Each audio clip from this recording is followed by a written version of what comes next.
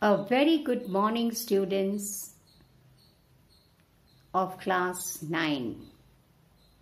Today in English Literature, Chapter 4, Part 3, we will be doing the poem Tiger. In the previous video, you had seen the poem written by William Blake on Tiger.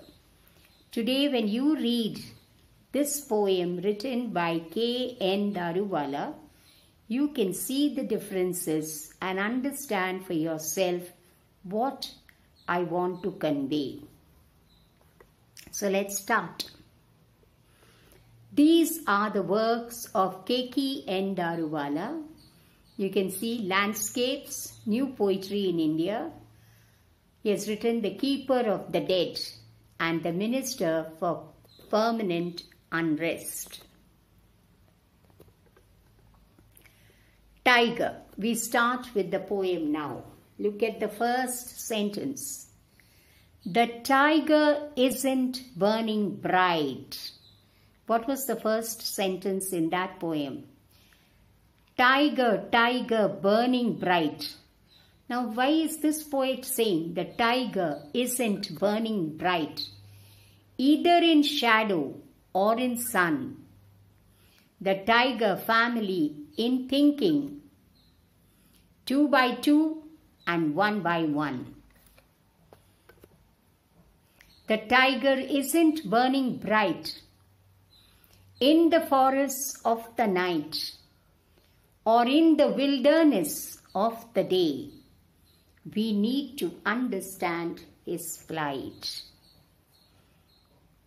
Can you all see, children, there is a difference? In that we said, tiger, tiger, burning bright in the forests of the night. And here we are saying the tiger isn't burning bright. Means what? The color of the tiger has changed? Its gold and black stripes have become something else now? Why isn't it burning bright? Any guesses?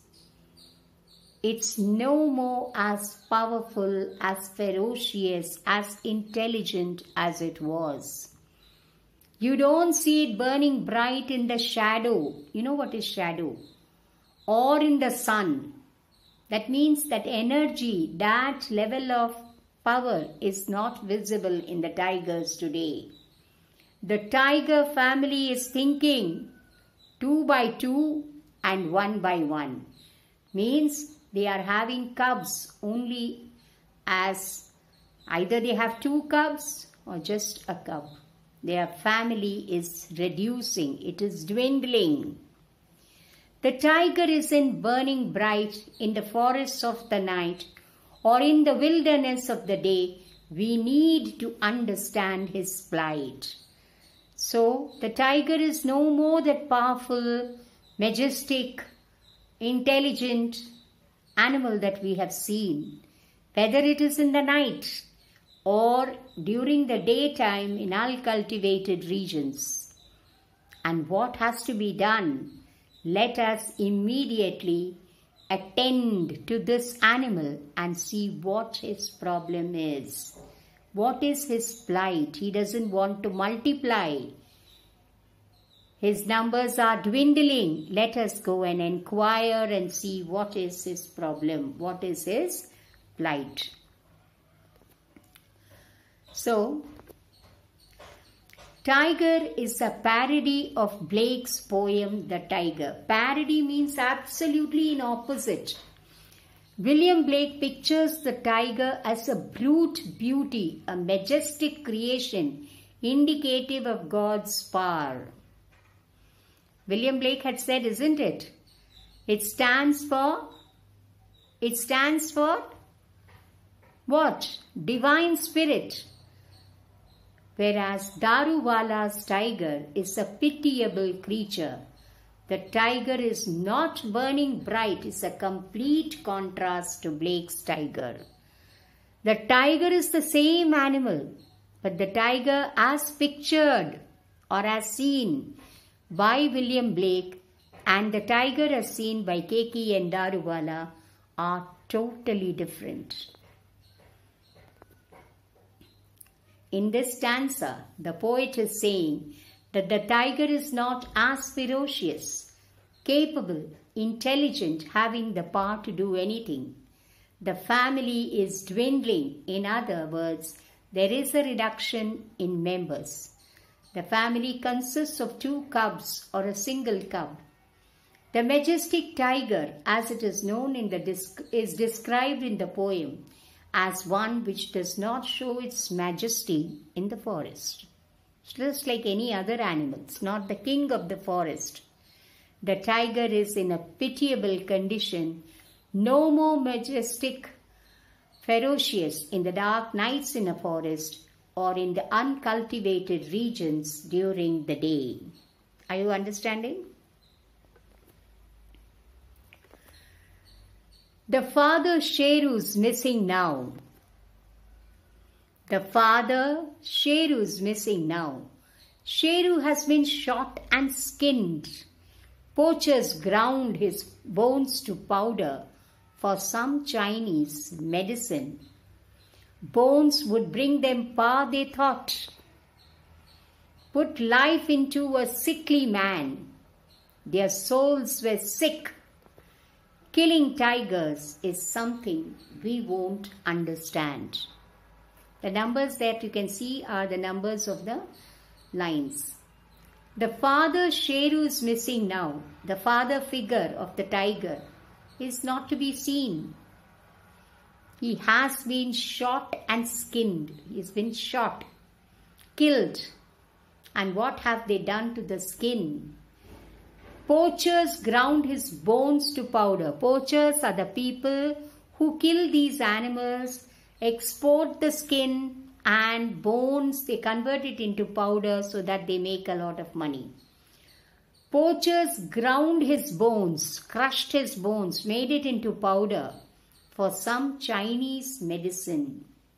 Bones would bring them power, they thought. Look at man. He wants to live a longer life.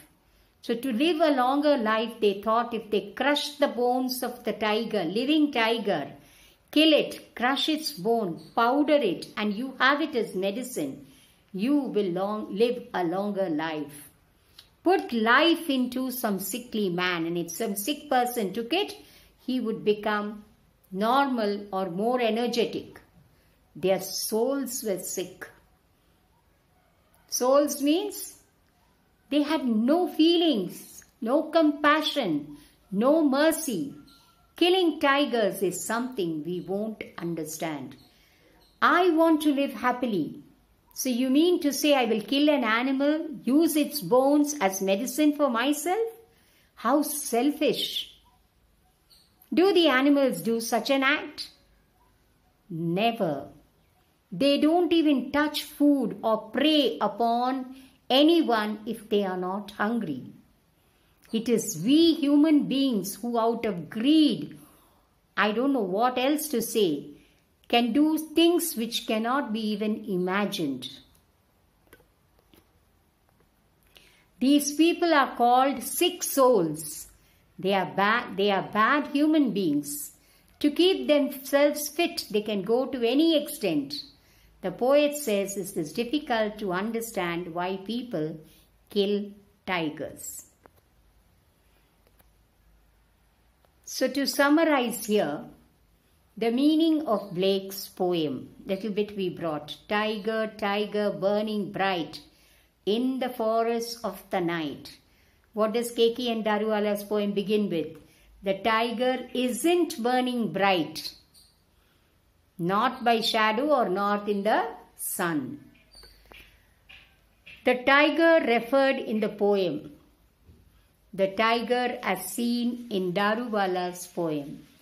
Meaning of the 16 lines and word meanings. Coming to questions. What is the main point of difference in the poem as written by William Blake and K.N. Daruwala?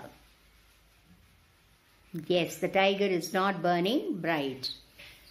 Write the meaning of the first 4 lines.